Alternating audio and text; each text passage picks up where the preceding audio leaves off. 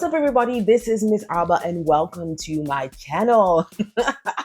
Today, I'm going to talk about how I revamped an old single to keep it coming back, and how you can use some of the tips to revamp your old singles or your old lyrics or your old something that you put on a song and just bring it back to life. I don't know. I just had to do that.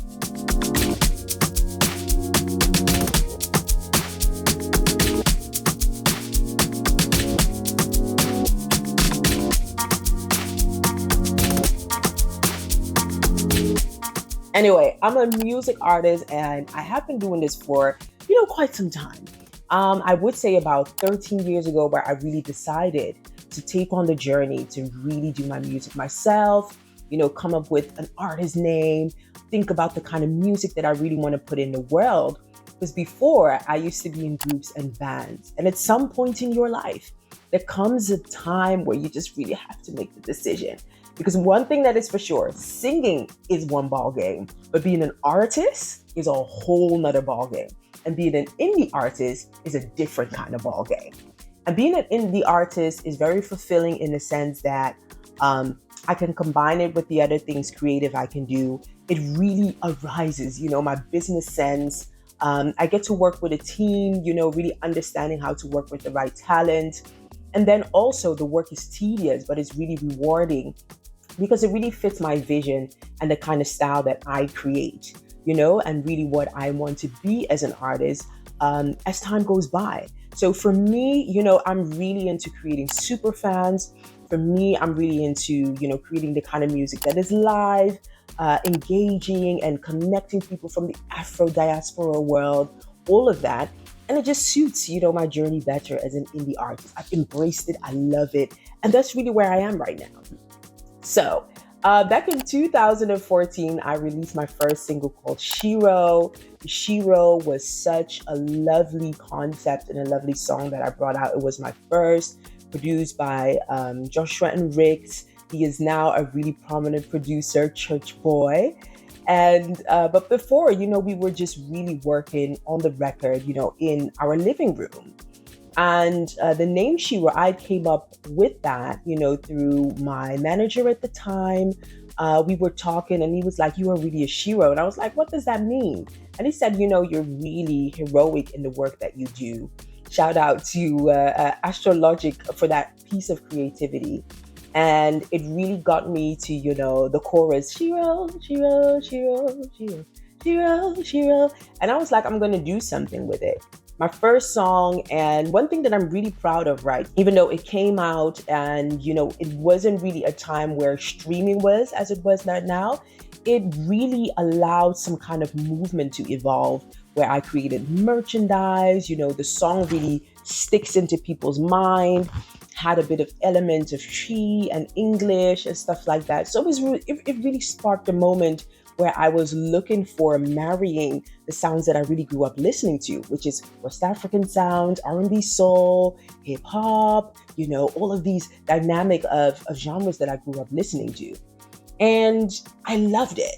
But, looking back now, you're like, I don't know if I like the production that much. And I don't know if I, like the tune that much. But the message was still strong.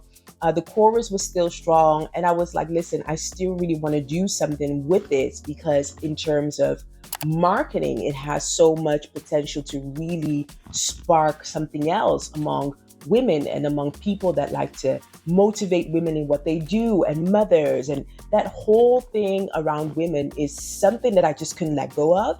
And being a marketeer that I am, I was like, listen, this movement really has to persist. People were still asking, can I still get a sweater? So I was like, okay, something has to be done with this. So what I did, I went back into the studio. In this case, Christopher Moses, who's from Lagos, London / Rotterdam, to kind of work with the song. Because now as time has progressed, songs are shorter. You cannot come with a bridge and all of those things. It just has to be short. And on top of my head, it is about 2 minutes something. So what I did is I'm going to keep the movement, keep the message, keep the chorus, but I'm going to change the verses, make it shorter. and also keep, the catchiness of it, and create more of a production that is more suitable to now. He got it right away. I sent him the song and I was like, this is it. So I recorded it and I was like, I'm thinking of female artists, I need more. And, on Instagram, I was connecting with people from Kenya, Brazil, and all of that. I was like, this song has to come back because this is for women. And I was like, you know what? This is going to be like a theme song. And every time I'm just going to have another dope female artist to come on the record. And it would be like a theme song that I could introduce around the merch, around the message. And also look at how can I rotate with the kind of artists that come on it.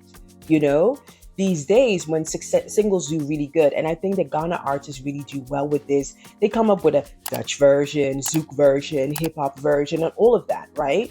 So for me, it was really about how could I tap into the style of a Kenyan artist or whatever artist, and then bring it still to that message. Shero, Shero, Shero, Shero, Shero, Shero, Shero. So that is a bit of my story. But what you can take from that is, number one, if you feel like a particular bit of the song deserves attention, then take it with you and marinate on it, repeat it and listen, sleep on it so that you can get different ideas. Number two is also ask others what they think of it, how they feel, what it brings them, the colors, scene, and everything, because that might also add something to the idea that you have.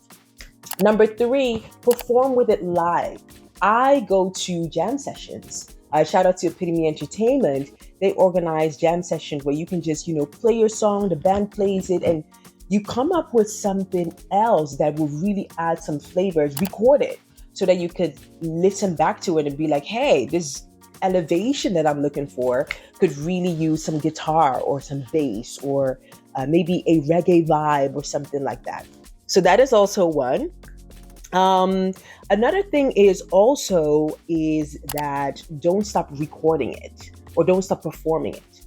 That is one. Don't stop performing it, because one thing is, even though it's an old song, but you know that it has something catchy, that it speaks something to you, don't stop performing it, because you can always place it somewhere if it makes sense in your repertoire and be like, yo, this is my first single. This song has always meant something to me. And you introduce it to the crowd like that. It is so nice because people would then get a bit of where you got the song from and what was your inspiration behind it. You know what I mean? And some way or the other, maybe your audience, your community could give you a vibe or a response that could make you say, I didn't think of that. And then I would also say the last one is find a suitable producer that could tap in what you want. Connect with producers online. Instagram is a really good place for it. And also, be willing to re-record it. You know what I mean? Get some inspiration and, flip it and reverse it, like Missy Elliott does, and bring it back.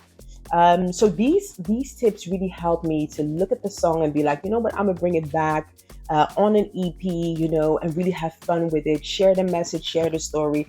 Even last time, somebody was like, can I have that sweater? And it feels good. But once it feels good, what are you gonna do with it?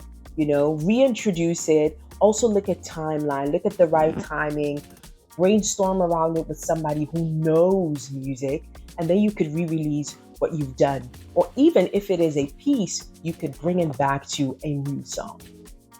All right, so these are some of my advice for re-releasing your single. Have fun with it, enjoy it. And if you have any tips, do drop them in the comment. Don't forget to subscribe to my channel, and then see you on the next.